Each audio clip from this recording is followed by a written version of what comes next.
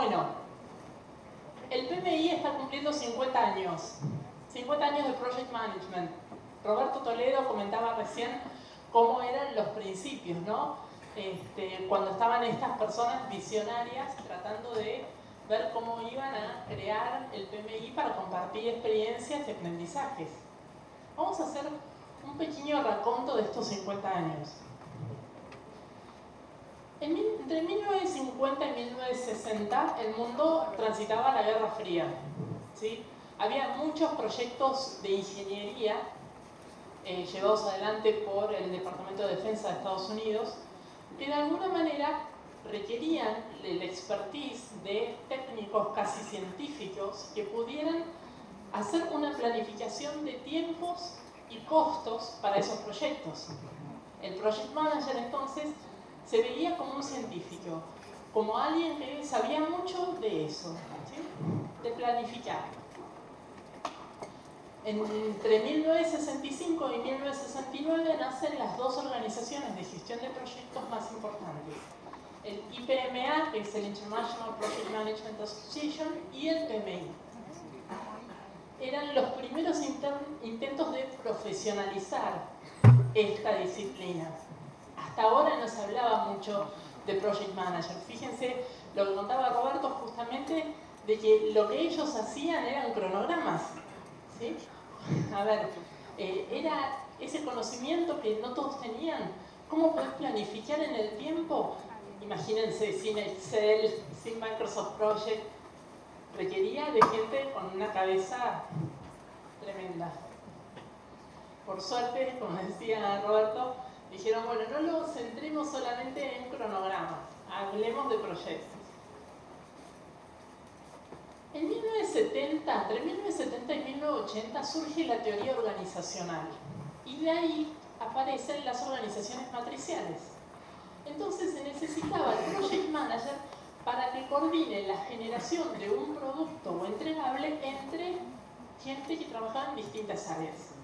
Ahí es donde al Project Manager se lo empieza a ver como un coordinador, la famosa imagen de director de orquesta, ¿no? Que tanto se menciona.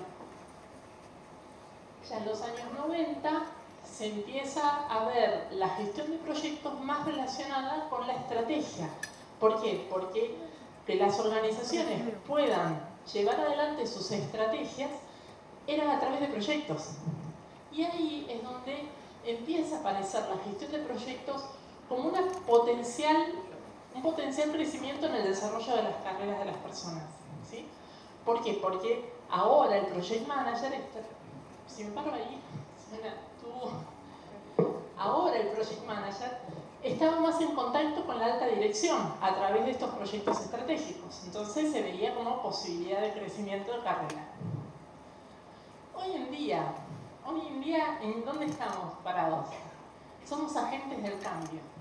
Porque todos los cambios se llevan adelante a través de proyectos.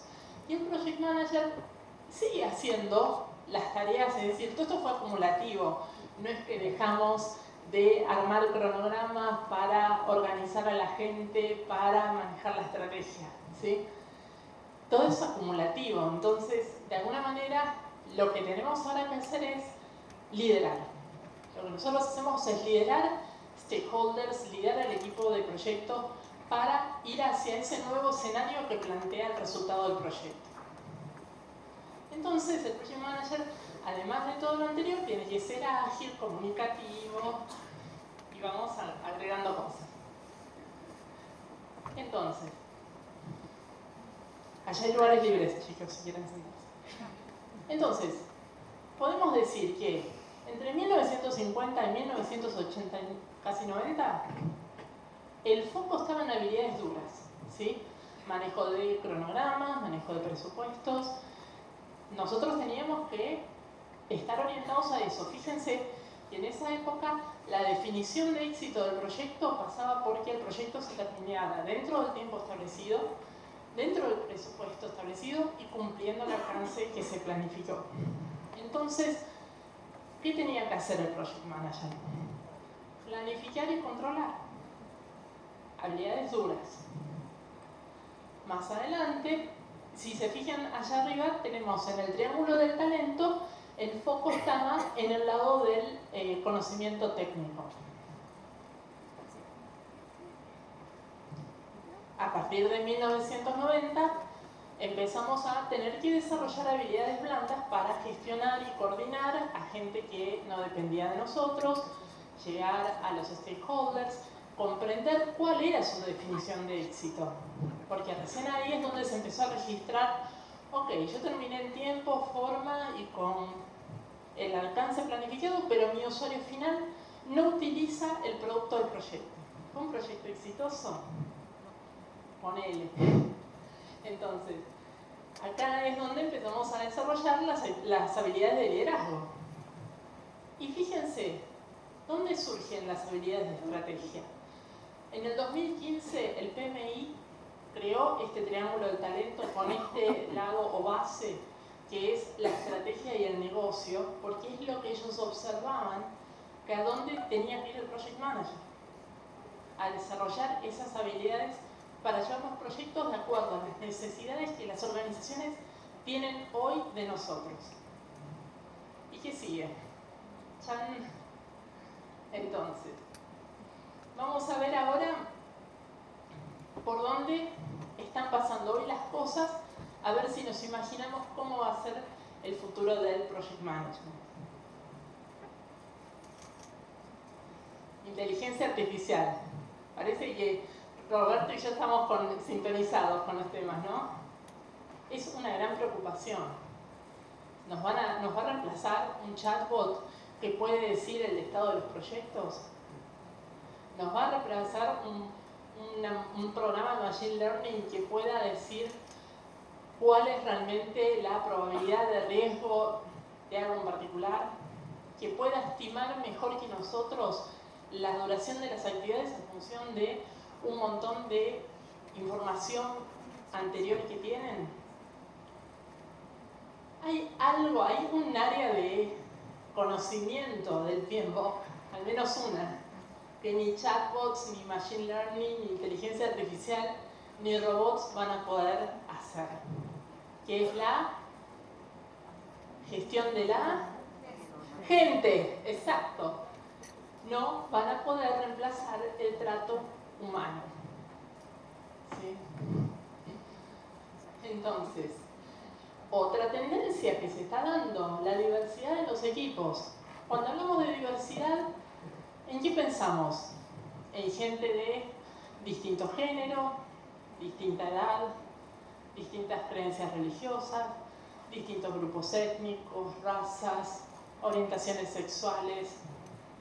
Bueno, ya como project managers hace tiempo que sabemos que tenemos que tener la capacidad de gestionar gente diversa, de diversas culturas. ¿Cuántos de ustedes están en proyectos donde tienen gente en diversas culturas? Exacto. Allá hay toda una fila. Distintas culturas y distintos usos horarios, ¿no? Entonces, justamente, ya venimos medio trabajando en esto, pero hay una diversidad que se va a agregar, que ya está empezando a aparecer, que el project manager va a tener también que lidiar con eso. Y es más sutil, porque no es ni color, ni raza, ni religión. Es qué tipo de empleado sos. Vos trabajás full time, vos trabajás part time, vos trabajás remoto, vos sos freelance, vos estás en otro horario. Entonces, ¿cómo manejamos como project managers la dinámica del equipo? ¿Cómo hacemos team building? Vayamos imaginando hacia dónde van las organizaciones y el mundo. ¿Sí?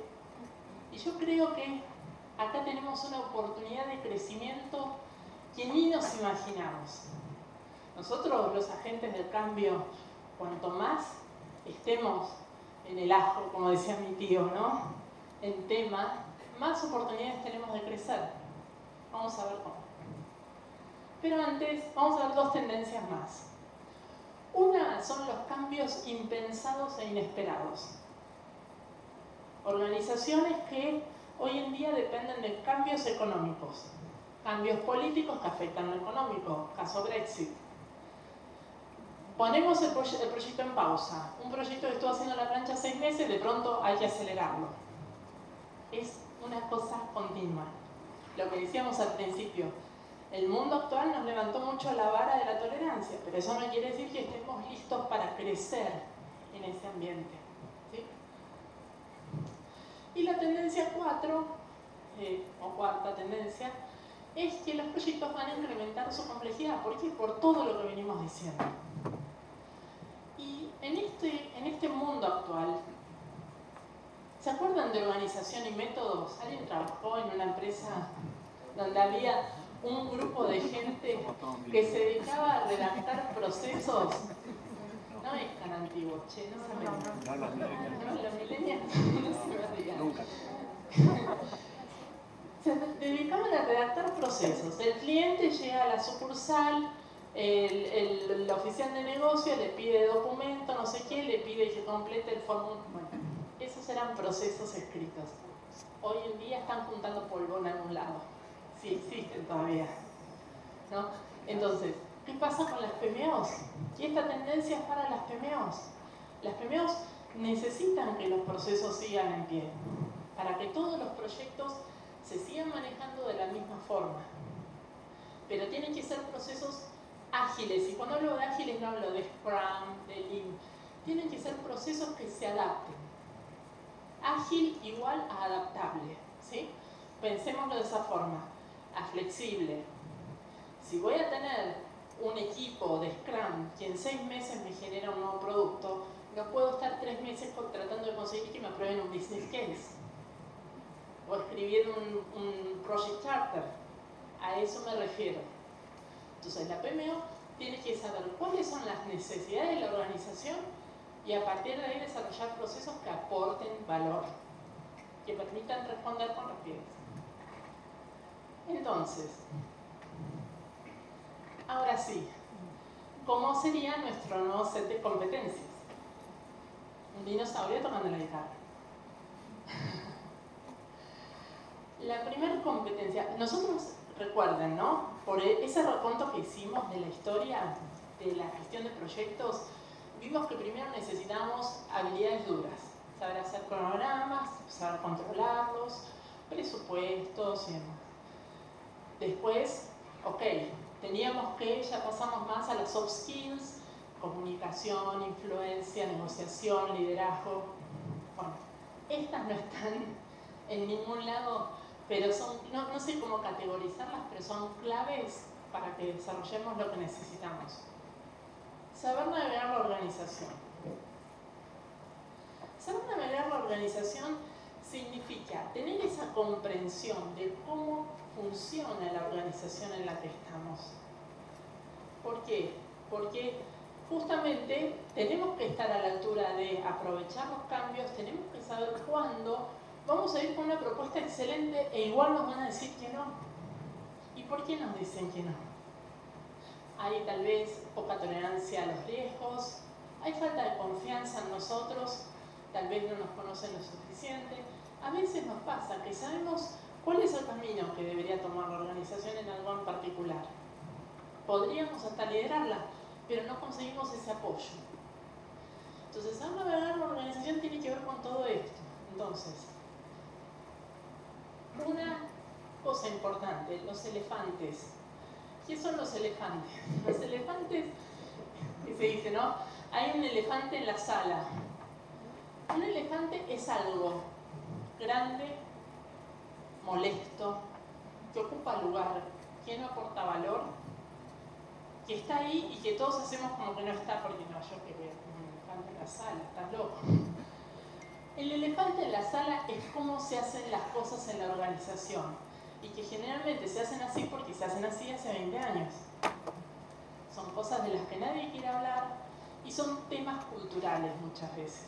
Entonces, hay que conocer los elefantes en la organización, y no les digo tomar la heroica tarea de derrotarlos, sacarlos ni nada, sino simplemente saber que se van a encontrar con un elefante para poder rediseñar su estrategia.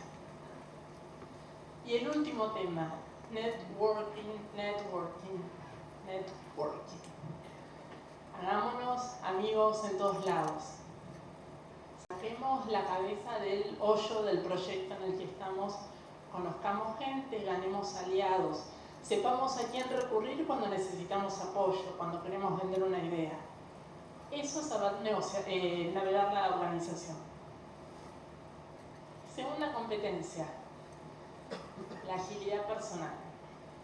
La agilidad personal es justamente poder cambiar el enfoque que tenemos ante situaciones que cambian. Es poder tomar de la jarra si no está el vaso. Es tener esa cabeza abierta para decir, ok, ahora no bailamos más chamamé, bailamos el vals, bailemos, aprendamos, tratemos de seguir el ritmo. ¿Sí? La agilidad personal es un tema que nosotros, que estamos en el medio del cambio, si logramos desarrollar, realmente tenemos una capacidad de crecimiento enorme, porque nos va a ayudar a ver oportunidades en las situaciones que están cambiando y aprovecharlas. Y las organizaciones necesitan este tipo de liderazgo, porque ya tienen líderes reticentes al cambio, ya tienen líderes que crían elefantes. ¿Cómo se llaman esos líderes? Gerentes. ¿Sí? Entonces, las organizaciones hoy necesitan mentes innovadoras, mentes creativas, gente con coraje, que esté dispuesta a ir en contra de la corriente. Y para nosotros, Project Managers, es una oportunidad, porque por estar en proyectos sabemos los cambios que se necesitan o a los que va a ir la organización, y podemos crecer mucho ahí. ¿Sí? Entonces, algunos tips para desarrollar la agilidad personal. Primero que nada, acecharse a uno mismo. Escúchense, obsérvense, ¿cuáles son las cosas que repiten continuamente? Ya sea como excusas o justificaciones. Esas son creencias que están sosteniendo o ideas a las que se están atando. Y cuanto más necesitamos defender una idea o una posición, más rígidos somos. Más difícil nos va a costar ver oportunidades en un entorno que no es el que estamos acostumbrados. La agilidad personal pasa por no dormirnos en nuestra zona de confort. ¿Sí? Entonces, pensar en positivo, entender el contexto de dónde proviene el cambio, que va de la mano con navegar la organización. Y la tercera competencia, el pensamiento holístico. El pensamiento holístico es un pensamiento integral, donde lo que tratamos es de ver el panorama general o big picture. ¿Sí? Entonces, acá es donde yo les digo, saquen la cabeza del cubículo, conozcan cómo son los movimientos en la organización y traten de integrar las piezas, traten de encontrar los patrones, como se hace cuando uno hace un rompecabezas. Tengo que tener cuál es el objetivo, ¿no? ¿A dónde estamos buscando llegar? Busquemos los patrones, como separamos las piezas del mismo color, por ejemplo, ¿sí? Cuando hacemos un rompecabezas. Y después las tratamos de integrar. Entonces, ¿cómo sería un ejemplo? Porque tal vez estoy en un punto muy abstracto. Un ejemplo de pensamiento holístico sería, imagínense un proyecto en el que hay una rotación muy grande de gente en el equipo. ¿Qué vamos a pensar? ¿Por qué la gente se va?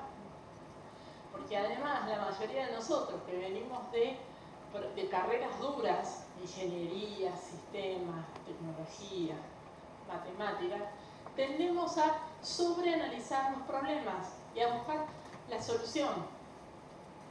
Y lo que hay que hacer justamente es tomar un poco de distancia para ver la figura general, el panorama general. Entonces, en ese proyecto donde la gente rota, alguien con pensamiento holístico no miraría solo los motivos por los que se fueron los que se van. También tratarían de entender los motivos por los que se quedaron los que siguen ahí. Entonces, fíjense, es un poco esto de sacar la cabeza de la caja en la que estamos metidos para poder ver un poco más allá.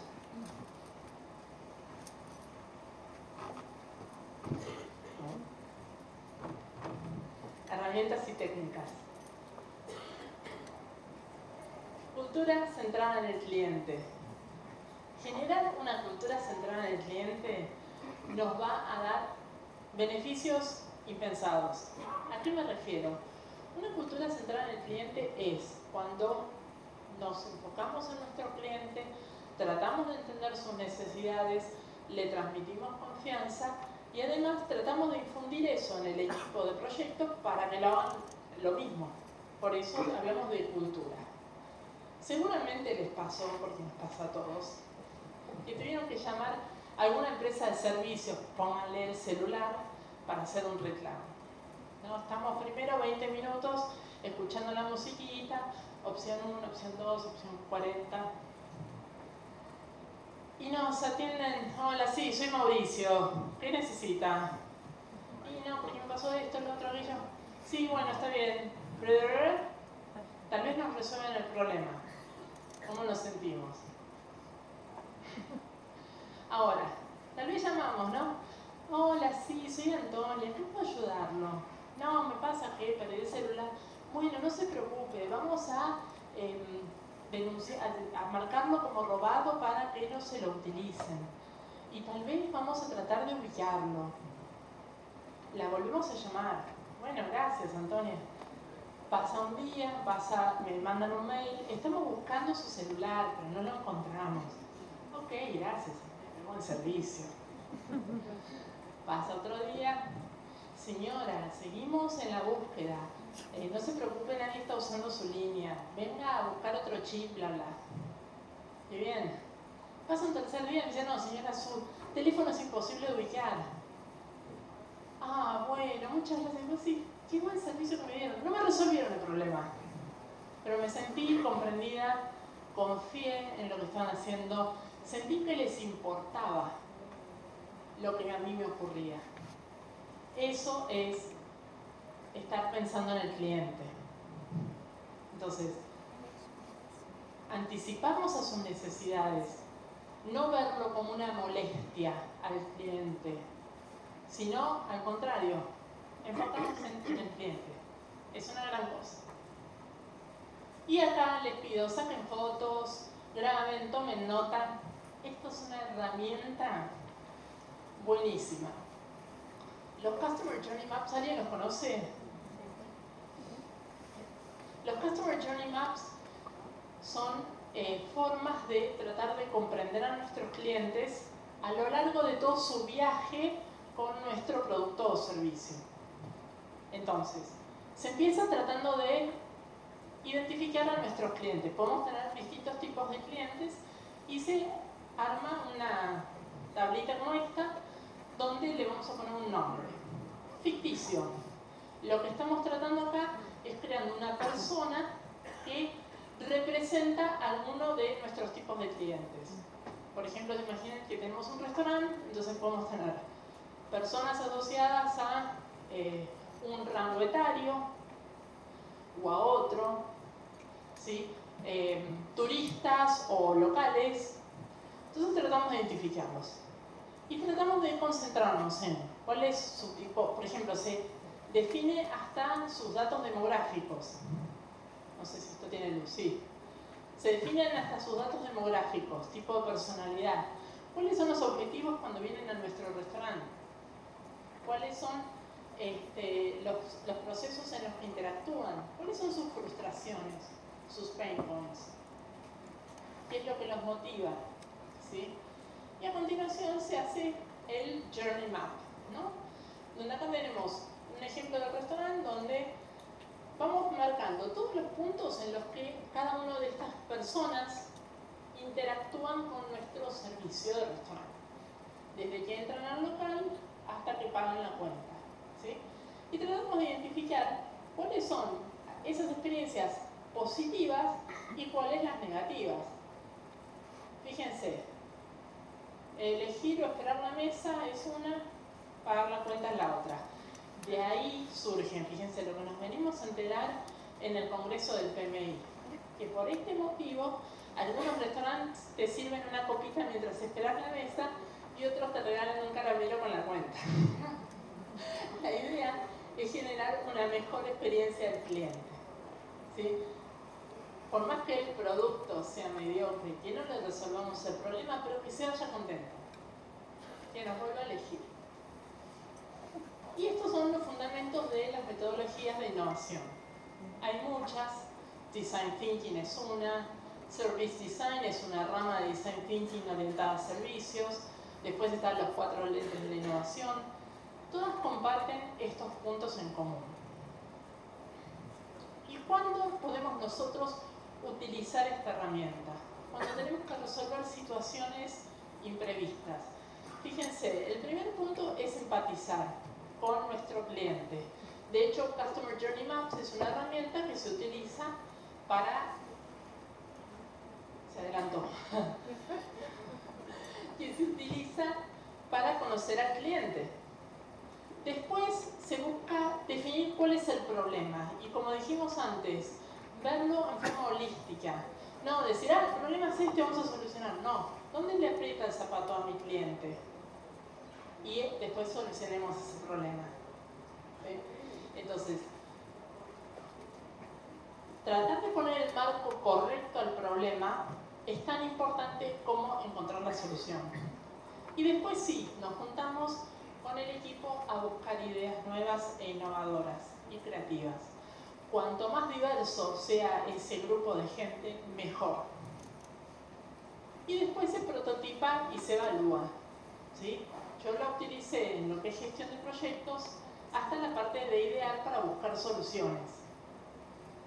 Customer Journey Maps lo usé con stakeholders difíciles, tratando de entender eso. Esa herramienta, no lo comenté antes, la usé en gestión de proyectos para manejar stakeholders difíciles y que a veces son, vos podés tener el difícil y poco importante, bueno, nos lo fumamos, y el difícil pero importante, que algo tenemos que hacer para que sumarlo o contentarlo.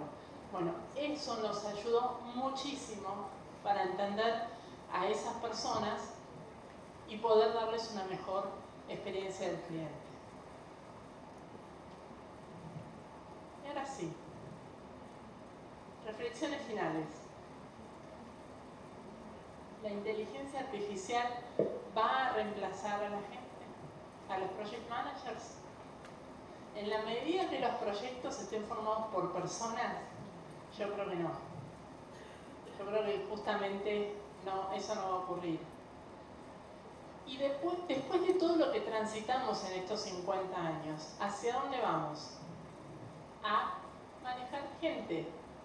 Entonces yo no sé si nuestra P de Project Managers es por proyectos o es por people.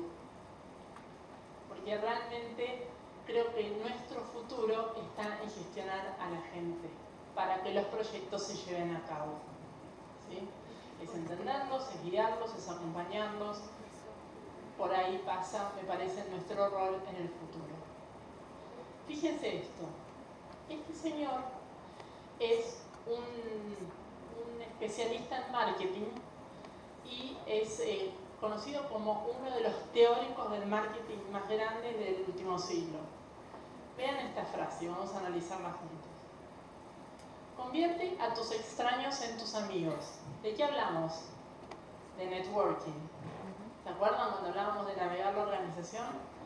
Conocer gente, conocer cuáles son sus intereses, cuáles son sus preocupaciones, cómo pueden ayudarnos en algún momento, ayudarlos a ellos también, no para que nos deban un favor, pero como parte de manejar un flujo continuo de la cadena de favores, ¿no? En el sentido de ayudarnos entre todos, porque estamos todos en la misma organización.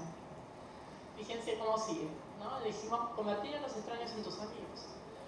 Convierte a los amigos en tus clientes. Si nosotros tenemos la capacidad de desarrollar esa cultura enfocada en el cliente y a todas las personas que están a nuestro alrededor y con quienes interactuamos los vemos como clientes. Nuestro equipo de trabajo, nuestros stakeholders, cliente final del proyecto, lo que quieran. nuestro jefe, si nosotros los convertimos en nuestros clientes, ¿clientes de qué son? De nuestro producto, que somos nosotros. Entonces, tenemos que vender nuestro producto si queremos crecer profesionalmente. Tenemos que conocer a nuestros clientes para mejorar nuestro producto. Y una vez que nuestros amigos son nuestros clientes son también nuestros vendedores. Ellos nos van a vender a nosotros. Yo he visto Project Managers Juniors que tienen estas habilidades naturalmente. Generaron tan buena impresión con sus stakeholders que esos stakeholders en su próximo proyecto quieren a esa persona, no quieren conocer a otra. La quieren a esa persona y esas personas crecieron muchísimo en sus carreras. Entonces, la reflexión final es: saquen la cabeza del cubículo en el que están, de su proyecto, conozcan gente, entiendan la organización y aprendan a venderse. Tenemos esta cultura italo-española de no llames la atención, no hagas autobombo. No, hay que aprender a venderse y generar un buen impacto, porque de alguna manera estamos hoy acá, viernes, sentados aprendiendo a mejorar. Entonces, eso amerita que sepamos transmitir lo bueno que somos y hasta dónde llegamos y lo que podemos ofrecer. Así que no se olviden de esta frase. Ay, se perdió una animación. Bueno, el Dino decía muchas gracias por mí.